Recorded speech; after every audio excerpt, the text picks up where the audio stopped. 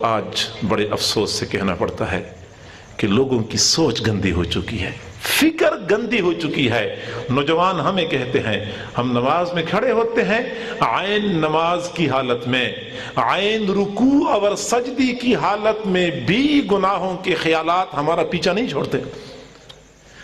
ہم رکوع میں ہوتے ہیں، سبحان ربی العظیم پڑھ رہے ہوتے ہیں، ہم سجدے میں ہوتے ہیں، سبحان ربی الاعلی پڑھ رہے ہوتے ہیں، لیکن عین انہی لمحات میں ہمارے دماغ میں کسی اور کی تصویریں آ جا رہی ہوتی ہیں، غیر محرموں کے تصورات اس وقت بھی ہمارا پیچھا نہیں چھوڑتے۔ اور یہ بالکل سمجھ میں آنے والی بات ہے۔ آج ہماری سوچ اتنی گندی ہو چکی ہے، شاید میرا انداز آپ کو پسند بھی نہ آئے، لیکن ہے ایک حقیقت۔ سوچ اتنی گندی ہو چکی ہے کہ آج کا نوجوان اگر بازار میں جا رہا ہوتا ہے، خواتین کے کپڑے لٹکے ہوئے نظر آ جائیں تو اس کی طبیعت خراب ہو جاتی ہے، خواتین کی جوتے نظر آ جائیں تو اس کے دماغ میں فتور آ جاتا ہے، چنگچی رکشہ گزر رہا ہوتا ہے، ہماری نگاہیں اس کا پیچھا کر رہی ہوتی ہیں، موٹر سائیکل قریب سے گزر جائے، پیچھے خاتون بیٹی ہے، ہم اس کا پیچھا کر رہے ہوتے ہیں، سامنے سے بس آ رہی ہے، بس کے اندر ہم جھانکنے کی کوشش کرتے ہیں، نگاہیں بھوکی ہو چکی ہیں۔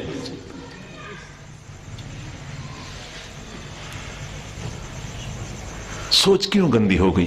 کبھی آپ نے سوچا ہمارے نوجوان کیوں ایسے بن گئے؟ ہماری نوجوان بیٹیاں کیوں ذہنی طور پہ آوارہ ہو چکی ہیں؟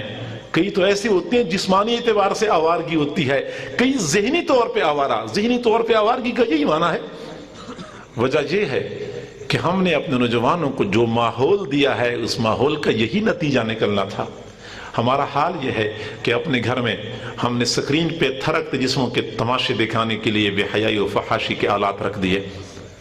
افسوس سے کہنا پڑتا ہے کہ فحاشی بے حیائی کی مناظر ہمارے کمرے کے اندر دکھائے جا رہے ہوتے ہیں اور دیکھنے والے گھر کے سارے افراد اکٹھے دیکھ رہے ہوتے ہیں، باپ بھی دیکھ رہا ہوتا ہے، اس کے پہلو میں جوان العمر بیٹی ہوتی ہے، وہ بھی دیکھ رہی ہوتی ہے۔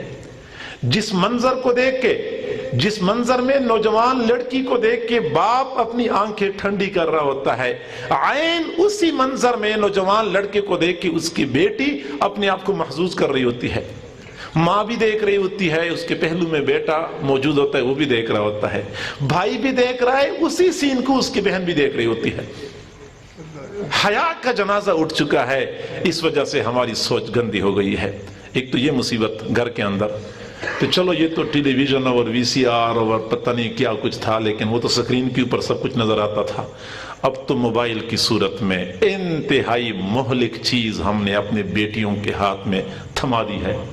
چلو نوجوان ہے، لڑکی ہے، تو اس کو رابطہ کرنا پڑتا ہے اپنی سہیلیوں کے ساتھ، باپ بھی کہتا ہے چلو کوئی بات نہیں ہے، ماں بھی پردہ ڈالتی ہے چلو کوئی بات نہیں ہے، چلو کوئی بات نہیں ہے اور کوئی بات نہیں ہے، اور جب بات سامنے آتی اس وقت پھر سارے رو رہے ہوتے ہیں۔ گھنٹی نہیں بجتی، وائبریشن ہو رہی ہوتی ہے، رضائی کے اندر، بستر کے اندر کیا کچھ ہو رہا ہے، کس کے ساتھ رابطے ہو رہے ہیں، کس کے ساتھ میسیجنگ ہو رہی ہے، کس کے ساتھ واٹس ایپ پہ کیا کچھ تبادلے ہو رہے ہیں، اور کیا کچھ اپنے بستر کے اندر نوجوان لڑکے اور لڑکیاں موبائل کے اوپر دیکھ رہے ہوتے ہیں۔ ہم نے ماحول تو اپنے بچوں کو یہ دیا ہے، سب کے سامنے بیٹھ کے ٹی وی کے سکرین کے اوپر دیکھ رہے ہیں، بستر کے اندر جا کے اپنے موبائل کے سکرین کے اوپر دیکھ رہے ہیں، چوک چوراہے پہ کھڑے ہو جاتے تو قد آدم سے بڑے بڑے بورڈ ہوتے ہیں، اس کے اوپر بیٹیوں کے مختلف زاویوں سے بنی ہوئی تصویریں ہوتی ہیں، وہ دیکھ رہے ہوتے ہیں۔ بس میں جاتے ہیں وہاں پہ یہ مصیبت ہمارا پیچھا نہیں چھوڑتی، ہوٹل میں بیٹھتے ہیں وہاں یہ مصیبت ہے، آپ ہوائی جہاز میں سفر کریں تو وہاں پہ بھی لڑکیاں آپ کو پانی اور کھانا سرو کر رہی ہوتی ہیں، آپ بس میں سفر کریں تو وہاں بھی دل بہلانے کے لیے مسکرا کے استقبال کرنے والی لڑکی موجود ہوتی ہے، دکانوں پہ سودا سلف بیچنے کے لیے بھی ہم نے لڑکیوں کو بٹھا دیا۔ اس ماحول میں ہم چاہتے ہیں کہ ہمارے بچے پاک دامن رہیں، ہمارے بچے عفیف، کیسے ہوگا؟ کسی بندے کو بندہ آگ میں پھینک دے اور کہہ دے اپنے آپ کو بچاؤ کہ کپڑے جل نہ جائیں، آپ کو آگ کی تپش اور حرارت نہ پہنچے، یہ کیسے ہو سکتا ہے؟ جلتی ہوئے تنور میں کسی کو پھینکنا اور پھر یہ کہنا کہ اپنے آپ کو بچاؤ، یہ کیسے ممکن ہے؟ ایسے ہی اپنی اولادیں، اپنے بیٹے، اپنی نوجوان بیٹیاں، ان کو ہم نے اپنے گھر کے اندر جو ماحول دیا ہے، باہر کا جو ماحول دیا ہے، اس کی وجہ سے ہمارے اندر سے حیا کا جنازہ نکل چکا ہے۔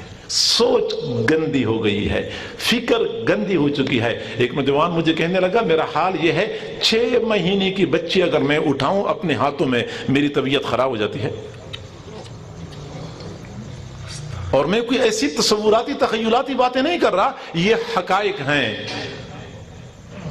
اب آپ کو سمجھانے کے لیے میں عرض کر دیتا ہوں، چونکہ جب لوگ پریشان ہوتے ہیں نا، پھر یا تو ڈاکٹروں کے پاس جاتے ہیں، یا وکیلوں کی طرف رجوع کرتے ہیں، یا پھر پیروں کی طرف رجوع کرتے ہیں۔ ایک نوجوان لڑکی فون کرتی ہے کہ آپ میرے لیے دعا کریں، یا پھر آپ مجھے بتائیں کہ میرے لیے خودکشی کرنا جائز ہے یا ناجائز ہے۔